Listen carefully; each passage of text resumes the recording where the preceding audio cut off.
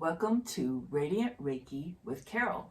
My name is Carol, and this channel is about all things spiritual. So today we're going to talk about how to receive guidance from your spirit guides, or from spirit. And this is something it requires, everybody's different on their higher power. Everybody's got a different one, and that's cool. It doesn't matter what it is, but you still want to get guidance from your spirit guide, spirit, God, angels, whoever it is that you pray to. You want to be able to get guidance from them, and they want to give guidance to you. That's what they're there for, and it doesn't matter if the guidance is life-threatening or not. It can be just day-to-day stuff. They want to be there for you. They're the best kind of friend to have. Should I do this or should I do that? And they can help you with that, but you have to be in a certain mindset in order to get those messages. So that's what I'm going to talk about today.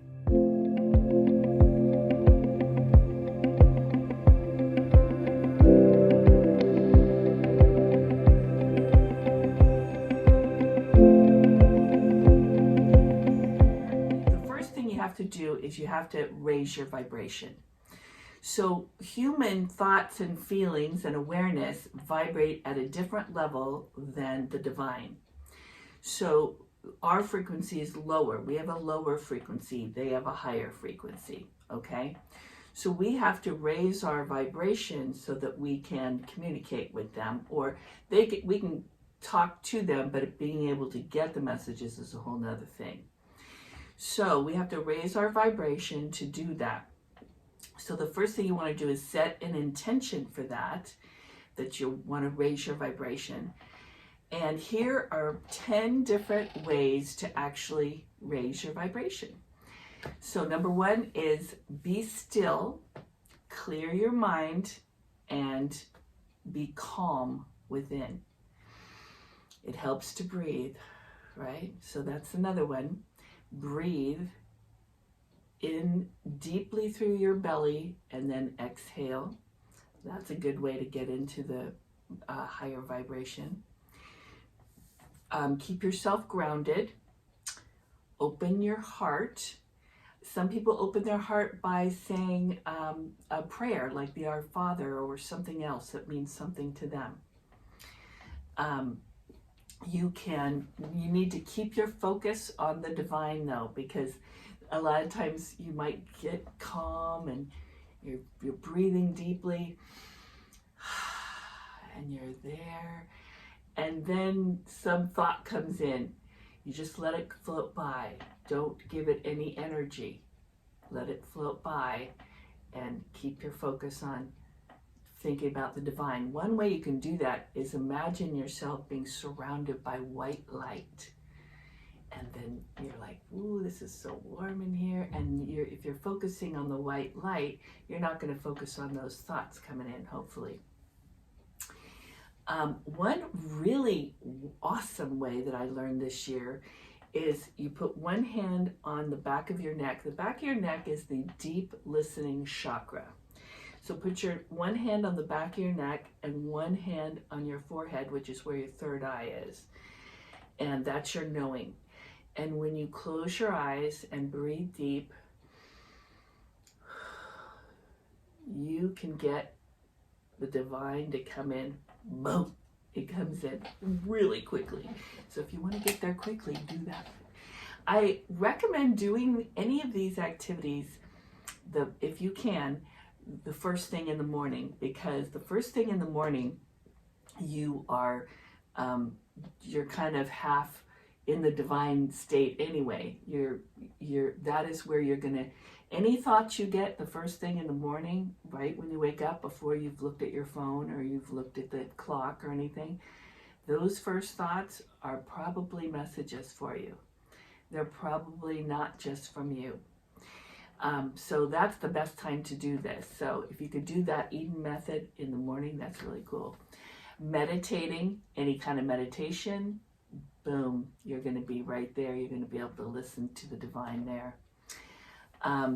There's this really cool thing that I also learned this year is because the earth spins and everything on the earth is spinning, and we all have vibrations, right?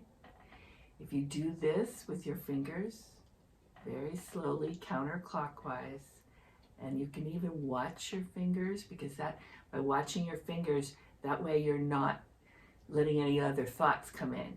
You're just focusing on that. And then when you do this for a little while, and then you're in your heart space. Isn't that a cool trick? You got to try it. Super cool. And then another way to get in the heart space or get your vibration up is to have gratitude. So just think about the things that you're so grateful for in your life that will bring you into a heart space or bring your vibration up. So that's a great thing to do. Speaking of which, I'm grateful for this beautiful shirt. My daughter makes these. So if you want a spiritual shirt, I'll leave the information in my description box. You can check that out. So once you've raised your vibration and you're in that heart space and it's open, then you're going to want to listen to what message comes through. Now, here's the first thing to know though. If a message comes through that's negative or judgmental, that's not from the divine, okay? They'll never be negative and they'll never be judgmental. So that's from your ego. So that's the problem, is we have to kind of fight our egos until our egos like to be loud. So we got to say, ego, get back. I'm listening to the divine now. So if it's negative, then you're going to have to try again to get back in that higher vibration, because that your frequency is too low if you're getting negative thoughts in there, okay? So that's for sure, never negative. So, but whatever message you do get after you ask, the first words or feelings are probably from spirit. That first words or feelings that you get, anything you get in your mind, that's the first thing right off the bat is from them. So when you ask for help, you need to not have any expectations of how that's going to happen. This is something that's very difficult for me. I like to be a detective. I wonder if this is going to happen, and then this will happen. And then, no, it's not my business. And I couldn't even imagine how they get things done anyway. And sometimes you never know.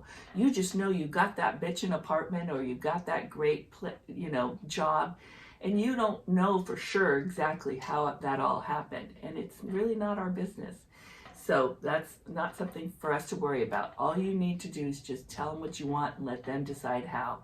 It's like having an assistant. Have you ever had an assistant, somebody that was your helper, and you knew that you could depend on that person? Every time you give them a direction, they know exactly what to do. That's your spirit guide. So all you have to do is say, I would really love to have this. And then just forget about it and know it's getting done. It's getting done. If it's supposed to be done, it's getting done. So the first words or feelings are usually your message. Sometimes it's just a knowing, and you got to trust that. It's just like all of a sudden you know what to do, and you're like, God, I seem to know what I do. Why am I asking? That's from the divine. Another thing that I do is do automatic writing, and that's where you write down your question. First of all, you have to get in your heart space. You have to get your vibration up first, then write down your question, and then just start writing. And you got to keep that pen moving, because once you stop and think, then your ego is going to try to take over again, and you're going to start thinking. We don't want to think. When we're getting messages from the angels or from the spirit guides, you got to not think. You got to just keep a clear mind, and so that you can get that message. So if you do automatic writing, you just keep writing, and you'll be amazed at what you end up writing. Sometimes it's in words that I don't even recognize. I mean, there's English words, of course, but words that, phrases or something that I don't say. So it's kind of cool. Then you know it's really not from you. There are 4 different kind of clairs for getting messages. There's clairvoyant, those are people that can see their messages, usually in their mind's eye. Clairsentient, that's the person who gets a feeling about something, a gut feeling, instinct. There's clairaudient, that is hearing words or music even, or phrases, or some kind of sound that tells you something. That's clairaudient. And then claircognizant is that knowing, just knowing the answer. And that one is, that's me. I have that claircognizant thing. So all of these involve your intuition. So the more you practice with your intuition and practice asking for assistance from the divine, remember they can't help you unless you ask. So the more you practice asking, getting your vibration up, and then getting ready to listen and to hear what they have to say, you know, the better at it you're going to be. And you'll realize that you're never alone and you're always loved. And it's like having a wise best friend who always knows the right answer and what to do in a situation, right?